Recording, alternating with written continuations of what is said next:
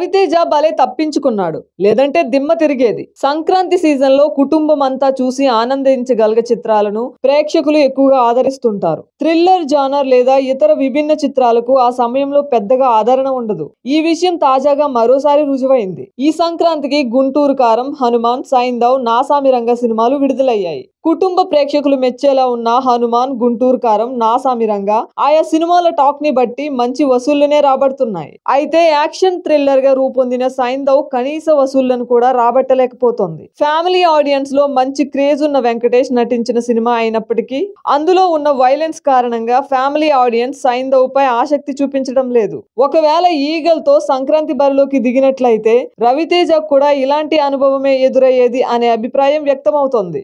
Eagle కూడా సంక్రాంతికే విడుదల కావాల్సి ఉండగా ఒకేసారి ఎక్కువ సినిమాలు విడుదలైతే థియేటర్ల సమస్య ఏర్పడుతుందన్న ఉద్దేశంతో ఫిబ్రవరి 9కి వాయిదా పడింది. తమ సినిమాని వాయిదా వేయాలని ఈగల్ టీం తీసుకున్న నిర్ణయం సరైనదనే కామెంట్స్ ఇప్పుడు వినిపిస్తున్నాయి. సంక్రాంతి టైంలో ప్రేక్షకులు ఫ్యామిలీ ఎంటర్టైనర్స్ ని ఎక్కువగా ఆదరిస్తారు. పైగా రవితేజ నుంచి ఎంటర్టైన్మెంట్ ఎక్కువగా ఆశిస్తారు. కానీ ఈగల్ అనేది యాక్షన్ థ్రిల్లర్. ప్రచారాల చిత్రాలను బట్టి ఇది పూర్తిగా సీరియస్ గా సాగే సినిమా అని అర్థమైంది. మామూలుగానే రవితేజ నటించిన సీరియస్ సినిమాలను ప్రేక్షకులు ఆదరించిన దాఖలాలు పెద్దగా లేవు. ఈ లెక్కన ఒకవేళ ఈగల్ సంక్రాంతికి విడుదలై పాజిటివ్ టాక్ తెచ్చుకున్నా కనీస వసూళ్లు కూడా వచ్చేవి కావేమో అనే అభిప్రాయాలు వ్యక్తమవుతున్నాయి. మొత్తానికి ఈగల్ వాయిదా కారణంగా సైంధవ్ తరహా షాక్ నుంచి రవితేజ తప్పించుకున్నాడనే కామెంట్స్ వినిపిస్తున్నాయి.